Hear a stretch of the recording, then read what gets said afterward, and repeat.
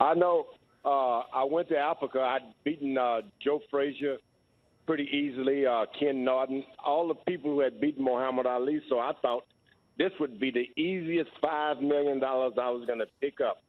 Got into the ring with Muhammad, beat him up for the first 3 rounds. He hit me a few times, but then after a while, I just knew I was going to knock him out.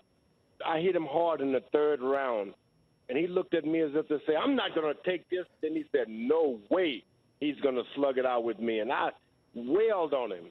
Then the bell rang. He looked at me as if to say, I made it. And I thought, oh, my God, he made it.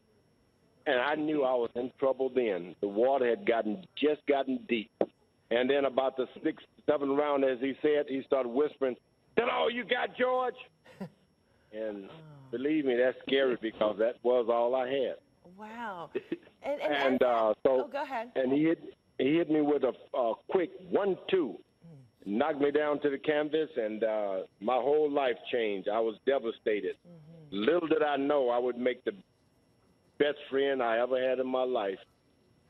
That fight made it that way. How did that happen? Help us understand how, you would go for that moment, from that moment of being on the ground, and he would taunt you with "that's all you've got," and then he would become your best friend? Yeah, it's something about Muhammad. I saw, and everybody should know this, I was trying to court a girl, and I invited her to have dinner with me, and I told her that I was going to be a boxer. She said, really? I seen Muhammad Ali on the street, and he was just saying, I'm beautiful, look at me.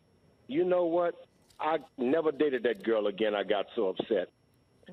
But then I met him myself down the street in New York City. He was walking down the street with just a pair of slacks on, and I said, man, he is beautiful.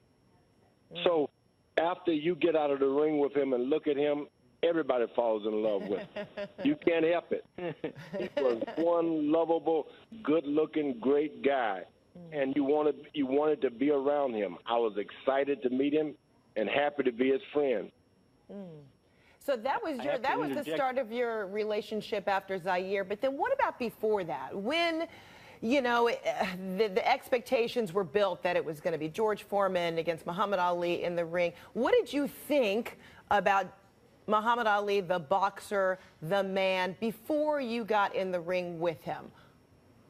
Didn't think too much of it as a man, but he was one celebrity I'd seen on television, the first guy on the news saying he was the greatest. I'm beautiful. I'd never seen anything like that. It was a phenomenon. And the guy put on a show everywhere, but I'd beaten the guys who had given him trouble. I was certain I was going to knock him out. Certain. I didn't have any respect for him as a boxer at all. But let me tell you, after that Zaire episode, too much respect. And then what were your impressions of him as that young man who said, I will not go to war to Vietnam, I will not go to kill people, who had to put his entire boxing career on hold? He was forced to do that for at least 3 years until the U.S. Supreme Court stepped in and allowed him to box again. What were your impressions of this young man and, and the courage that it took for him to do that? But at the time, people weren't using the word courageous. It's surprising. I remember the day that he resisted the draft, and everybody turned on him. I mean, literally everyone. I hadn't even gone into boxing yet. Everyone. No one wanted to be in his presence. No one wanted to be his friend, and he was dropped. And he still made himself available. He traveled around the country. He loved to be in the media. But nobody wanted to even put him on television. I was once doing an interview in Miami, Florida. He came into the gym, and they turned the cameras off because they were interviewing me for my fight. They turned the cameras off until he got out of the way. That's what happened to Muhammad Ali. And, of course, he had his second chance to come back, and, boy, the greatest show on earth. He was the greatest show.